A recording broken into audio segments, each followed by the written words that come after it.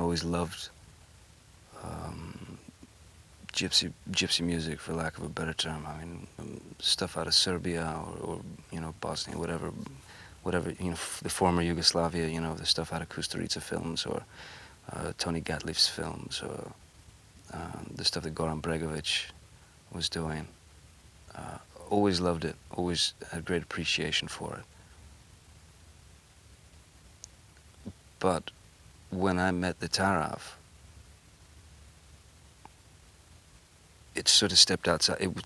It went outside of the music because I fell in love. I mean, I just fell in love with everything they did,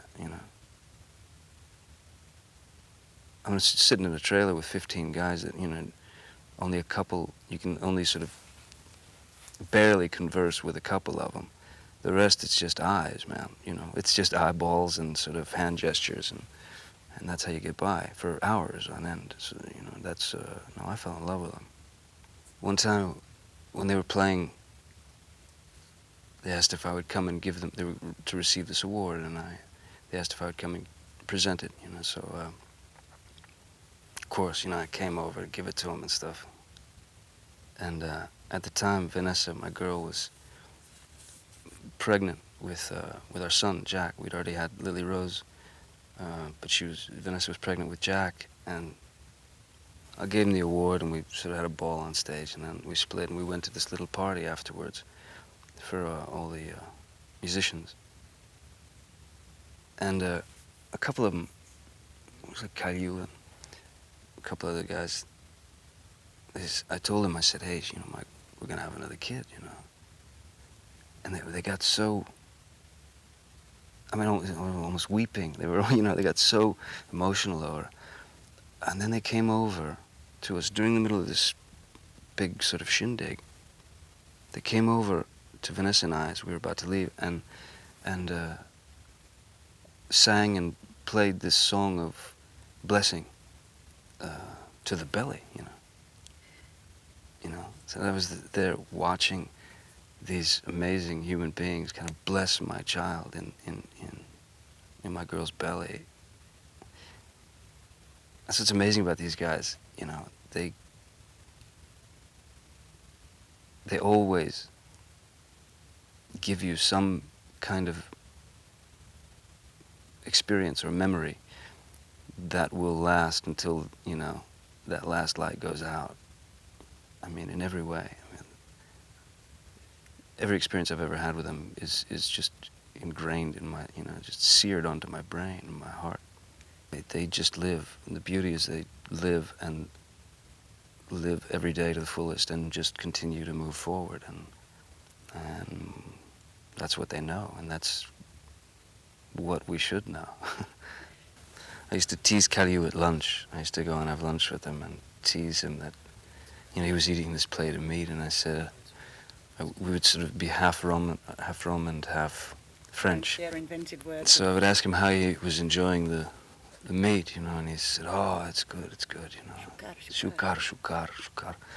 And I said, oh yeah, grast, grast, which means horse. it's horse. And he no. Then he would say, brother, pral. Oh, pral. He would say, pral. No, pral. Like, I can't eat my brother, That's really sweet. But just as a joke, I remember talking to Kusturica after he'd done time with the Gypsies. He was telling me this story about one of the actors on the film who was a gypsy.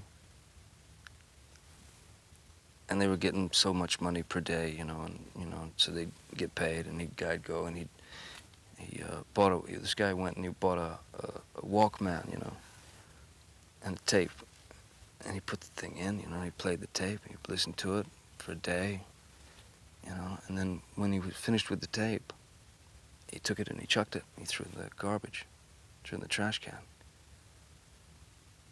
And Kusturica or somebody was on the set and said, hey man, you just bought that thing, what are you throwing it away for? I said, well yeah, but I'm done with it. I listened to it, I don't need it anymore. And that explains so much to me about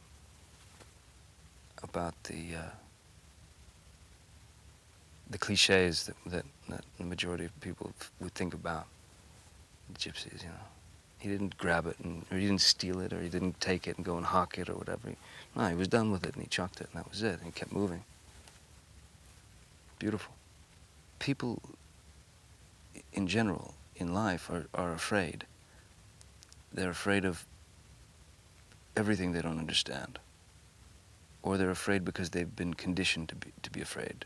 I think the music could very easily break through a lot of those layers. Some of the greatest life lessons I learned ever, I learned from the Tarafs. Don't get hung up about